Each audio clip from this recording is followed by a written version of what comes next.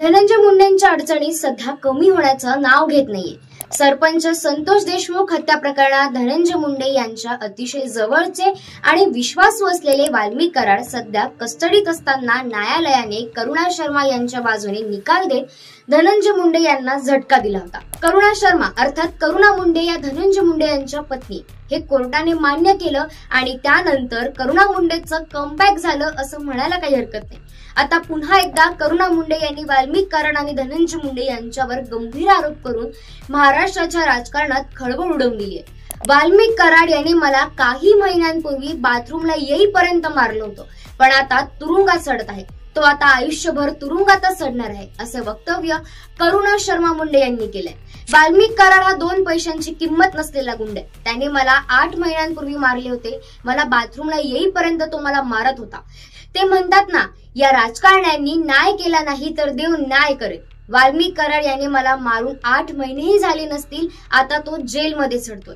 त्याच्यासोबत लवकरच धनंजय मुंडेही तुरुंगात जातील, कारण हे सगळं जे कटकारस्थान आहे, लोकांची जामीन हडपण्याचा प्रकार असो, मी या विरोधात आझाद मैदानावर उपोषणाला बसणार आहे। मी मुख्यमंत्री देवेंद्र फडणवीस यांच्या भेटीचीही वेळ मागितली असे करुणा मुंडे यांनी सांगितले। करुणा शर्मा मुंडे यांनी गुरुवारी खासदार सुप्रिया सुळे यांची भेट घेतली। याबाबत बोलताना सांगितलं की माझ्या गाडीत कशा प्रकारे रिव्हॉल्वर ठेवण्यात आली, पोलिसांचा गैरवापर करून मला तुरुंगात टाकण्याचा प्रयत्न झाला।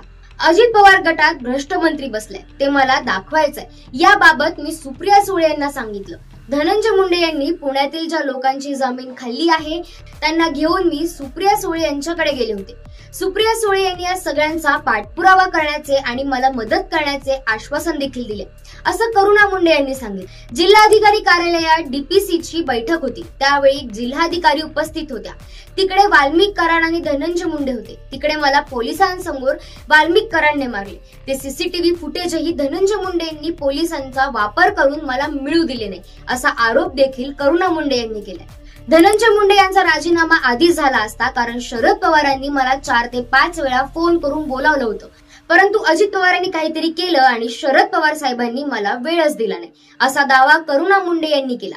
यापूर्वी करुणा शर्मा यांनी मुख्यमंत्री देवेंद्र फडणवीस देखील धनंजय मुंडे यांना वाचवत असल्याचा दावा देखील केला होता। आता ते सीसीटीव्ही फुटेज करुणा मुंडे यांना मिळतात का?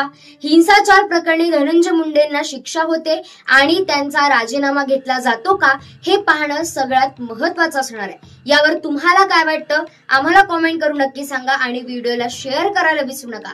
चॅनलवर नवीन असाल तर सबस्क्राईब करा। धन्यवाद।